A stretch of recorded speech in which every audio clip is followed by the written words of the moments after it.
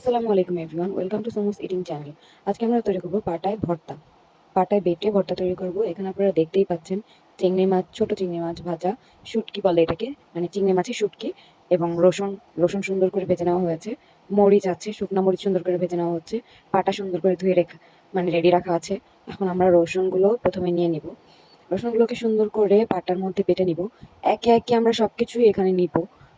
তো দেখতেই পাচ্ছেন রসুনগুলো নেওয়ার পর আমরা মরিচগুলো নিয়ে নিলাম। তো রসুন যে সুন্দর করে ভেজে নেওয়া হয়েছে তেলে, এবং এটা পুরোটা একদম মানে কড়া ভাজা না, হালকা ভাজা, যাতে স্বাদটা আসে রসুনের। বেশ মজা লাগে এই ভর্তাটা খেতে, বেশ মজা লাগে এবং অনেক স্বাদ। গরম ভাতের সাথে এই ভর্তাটা খেতে প্রচন্ড ভালো লাগে, প্রচন্ড মজা লাগে। শুকনো মরিচগুলো সুন্দরভাবে তেলে ভেজে নেওয়া হয়েছে একদম মুচমুচে করে। এখানে পেঁয়াজ ভাজাও আছে কিছুটা। দেখতেই পাচ্ছেন বাটা শুরু হয়ে গেছে। প্রথমে সবগুলো আমরা ভালোভাবে বেটে নিব। বেটে নেওয়ার পরে, বেটে নেওয়া হয়ে গেলে ধীরে সুস্থে এগুলোকে মিক্স করব। এগুলোকে আধা বাটা করা যাবে না, পুরোপুরি মিহি বাটা করতে হবে। আর এই মরিচগুলো বাটতে তো বেশ কষ্ট, কিন্তু খাওয়ার বেলা তো প্রচন্ড স্বাদ এবং সুস্বাদু লাগে, খেতে প্রচন্ড ভালো লাগে। তো টেস্টের জন্য তো একটু কষ্ট করতেই হয়। তো মরিচগুলো খুব সহজেই আসলে মিহি হতে চায় না। এগুলোকে মিহি করতে অনেকবার বাটা লাগে। তো অনেকবার বাটার পর মিহি হয়ে গেছে একদম ভালোভাবে। একটু একটু থাকবেই, এটা স্বাভাবিক। তো এই যে যখন মরিচ আর রসুনের পেস্টটা বাটা হয়ে গেছে, তো পাটায় বাটা যে ভর্তাগুলো হয় এগুলো আসলে খুবই স্বাদ হয়, খুবই সুস্বাদু হয়, এগুলো খেতে ভীষণ ভালো লাগে। এগুলো গরম ভাতের সাথে খুব ভালো লাগে। তো দেখতেই পাচ্ছেন এখন আমরা নিয়ে নিচ্ছি চিংড়ি মাছের যে শুটকিটা আছে। এটাও সুন্দর করে তেলে ভাজা হয়ে গেছে, কিছুটা লবণ এর মধ্যে দেয়া আছে।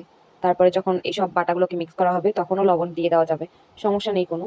এখন এইসব এসব চিংড়ি মাছের যেই ভাজাগুলো আছে, চিংড়ি মাছের শুটকির যে ভাজাগুলো, এগুলোকে ভালোভাবে বেটে নেব। তো প্রথমে ওইটা বেটে নেওয়ার কারণে হয়েছে কি, ওটা তো খুব সহজেই মানে বাটা হয় না, ওটা বাটতে সময় লাগে। কিন্তু এইটা হচ্ছে চিংড়ি মাছের শুটকিটা খুব ইজিলি আসলে ব্লেন্ড হয়ে যায়, বাটা হয়ে যায়, মিহি হয়ে যায়, যেটাই বলি না কেন। তো আস্তে আস্তে আমরা ভালো করে চিংড়ি মাছের যেই শুটকিটা আছে ভালো করে বেটে নিব। দেখতেই পাচ্ছেন এই যে বাটা হয়ে গেছে। বাটা হয়ে যাওয়ার পর এটা কি করা হবে, এটা ভালো করে হাত দিয়ে মাখানো হবে। এর মধ্যে কিছুটা যদি সরিষার তেল দিয়ে দেওয়া হয়, অনেক বেশি টেস্টি, অনেক বেশি স্বাদ হবে, অনেক বেশি সুস্বাদু হবে, খেতে ভীষণ ভালো লাগবে। এই যে দেখতেই পাচ্ছেন পাটার মধ্যে মাখিয়ে নেওয়া হচ্ছে। এটাকে সুন্দর করে মাখিয়ে একদম হাতে সুন্দর করে একটা গোল বানিয়ে রেখে দিলেই হবে। আর পাটায় বাটা যেই ভাতটা, এটা অবশ্যই ট্রাই করবেন। পাটায় ভাতটা মেখে খেলে ভীষণ ভালো লাগে খেতে, একটা স্মৃতি বলা যায় ছোটবেলার। তো মাখার পরে যখন মনে হবে যে একটু আরেকটু যদি মিহি হয় তো ভালো হয়, তো তখন মাখিয়ে নেওয়ার পরে আরো দু একটা বাটা দিলে তখন কি একদম মিহি হয়ে যায় একদম, ভাতের সাথে একদম মাখালে একদম মানে মিশে যায় ভাতের সাথে। তখন টেস্টটাই অন্যরকম লাগে আসলে। যারা পাটায় বাটা ভর্তাটা বাসায় খুব খায় বা পছন্দ করে খেতে, যাদের মায়েরা বানিয়ে বানিয়ে খাওয়ায়, তারা ভীষণ লাকি। তবে এটা আমার আম্মু তৈরি করছে না, এটা আমার বোন তৈরি করছে। আমরা এতটা ভাগ্যবান না যে আমাদের আম্মু এটা আমাদের বানিয়ে খাওয়াবে। আমাদের আম্মু আসলে কি বলবো, সবার কপালে সবকিছু থাকে না।